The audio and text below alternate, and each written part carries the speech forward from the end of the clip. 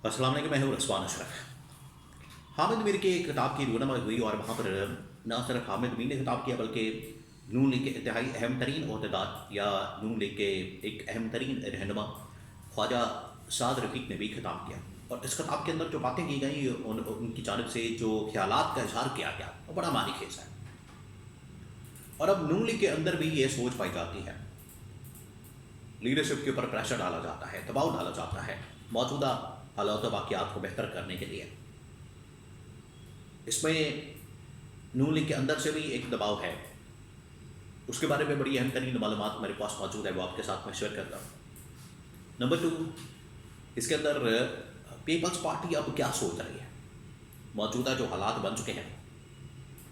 एक तरफ इन्होंने पीटीआई के साथ इत्तेहाद करने की या पीटीआई के प्लेटफॉर्म के ऊपर आने की कोशिश की, वहाँ से फारिग हो गए। नून लीग के साथ इनकी बन नहीं रही, इत्तेहादी जमातें आपस में लड़ रही हैं और पीपल्स पार्टी के साथ जो वादा किया गया था 2.5 साल के टर्म का, वो पूरा होता नज़र नहीं आता। तो अब आगे क्या करेगी पीपल्स पार्टी? बिलावल भुट्टो मुलाकातें कर रहे हैं फील्ड मार्शल के साथ, उसका मकसद क्या है?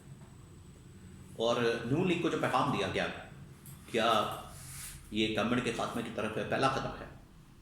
तो 3-4 बहुत अहम तरीन खबरें मेरे पास मौजूद है, वो आपके साथ मैं शेयर करता हूँ। सबसे पहले मैं आपको ये बता दूँ कि जो नून लीग के ऊपर इस वक्त एतराज़ किया गया है, नून लीग के ऊपर अदम एतमाद किया गया, या ये वफाकी हुकूमत के ऊपर शहबाज शरीफ के ऊपर और मरियम नवाज के ऊपर अदम एतमाद किया गया, बाकायदा इस्टेब्लिशमेंट की जानब से टॉप मिलिट्री कमांड के अंदर मुलाकात हुई और वहाँ पर ये सवाल उठाया गया। इसके साथ साथ मैं आपको एक और बात बता दूँ कि अब इकनॉमिक सिचुएशन के ऊपर भी ब्रीफिंग हुई है, इकनॉमिक सिचुएशन के ऊपर, कि ये पिछले 3 साल की, 3.5 साल की, 4 साल की इकोनॉमिक परफॉर्मेंस है, आपकी कारकर्दगी है, उसमें ये हालात बन गए हैं पाकिस्तान की, तबाही और बर्बादी फिर गई है, इन्वेस्टमेंट यहाँ से चली गई है,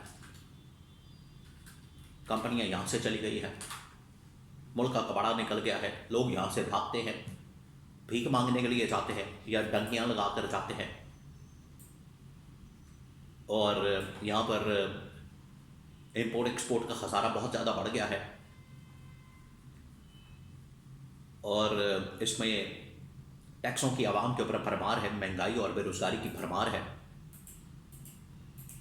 तो उसमें पूछा गया फिर गवर्नमेंट से और कुछ अहम तरीन लोगों से कि इकॉनमी की सूरत हाल को कैसे बेहतर किया जा सकता है फौरी तौर पर। और ये जो अभी हमारा IMF का प्रोग्राम चल रहा है, क्या फिर हमें IMF के प्रोग्राम में जाना पड़ेगा और अगली किस्त के लिए क्या हमें कोई टारगेट जो अचीव करने हैं वो कर पाएंगे?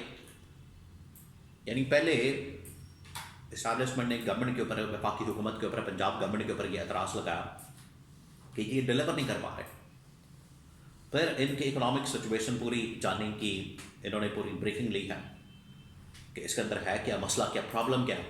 उसमें भी ये नाकाम हो गए, ब्रीफिंग भी ऐसी कोई ख़ास नहीं थी कि इनकी जानब से कोई उसके अंदर सोल्यूशन नहीं, और मसाइल मसाइल मसाइल,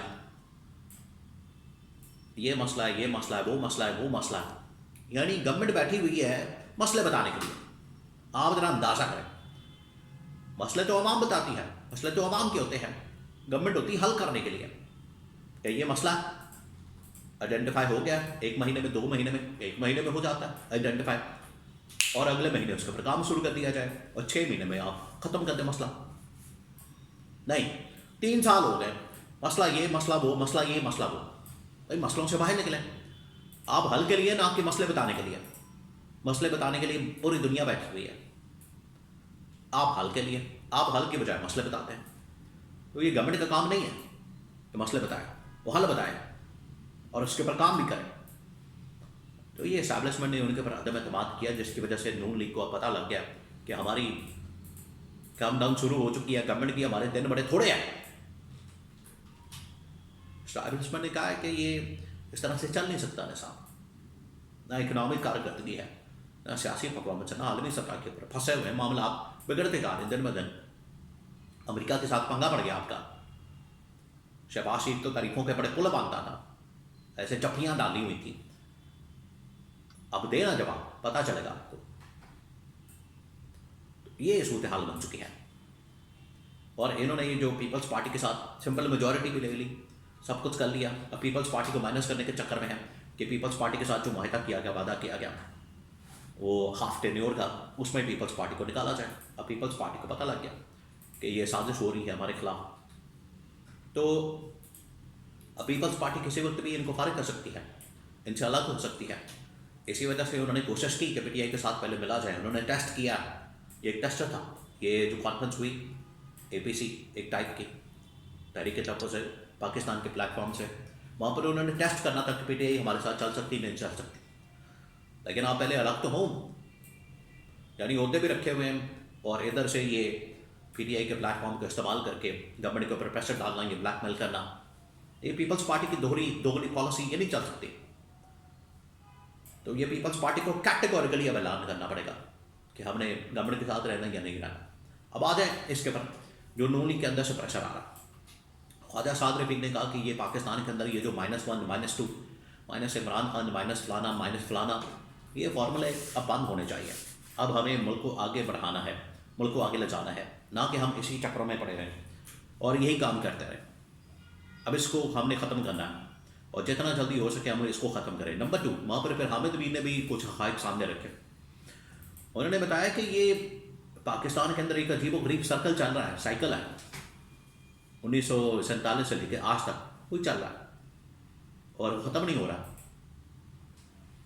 जजेस के ऊपर, वकला के ऊपर, सहाफ़ियों के ऊपर जो दबाव है, और आज ये जो जजेस के साथ किया जा रहा है, ये इस गवर्नमेंट के अंदर नाकाबिल कबूल है। ये इनको भुगतना पड़ेगा, इसका सामना करना पड़ेगा, ये उन्होंने बताया। तो सूरत हाल ये बन चुकी है कि अब पॉइंट ऑफ नो रिटर्न के ऊपर बिल्कुल बंद गली में मामला जा चुके हैं। यहाँ से पाकिस्तान टेक ऑफ नहीं कर सकता। जैसे आप बेच रहे हैं, इदारे आप बेच रहे हैं, PIA और बाकी बहुत सारे इदारे, पल्ले आपके बचा कुछ नहीं। अब इन्वेस्टमेंट लाने का तरीका आपके पास ये बचा है कि आप चीज़ें बेचें और मुल्क के अंदर इन्वेस्टमेंट लाएं, और बेच बूझ के सब कुछ निकल जाएंगे, तो पाकिस्तान के पल्ले कुछ नहीं बचेगा। यहाँ से जो थोड़ा बहुत रेवेन्यू आता है वो भी फारग हो जाएगा। यानी गवर्नमेंट फिर कैसे चलाएगी अपना आप? पर वही इनके पास तरीका बचेगा वाहिद जो आजकल अपनाते हैं, लोगों की जेबों के ऊपर डाका मारना। तो ये अब गवर्नमेंट के ऊपर अंदर से भी प्रेशर मौजूद है कि आप अपने हालात को बेहतर करें, वरना ये आपको सियासी तौर पर बड़ा शदीद धचका भी लगेगा, नुकसान भी होगा। और ख़ास तौर पे ये जो ग़ज़ा की सूरत हाल है, इसमें अगर आप पड़ गए तो फिर समझे कि आपकी सियासत हमेशा के लिए ख़त्म। तो ये नून लीग के अंदर से प्रेशर अब आ रहा है।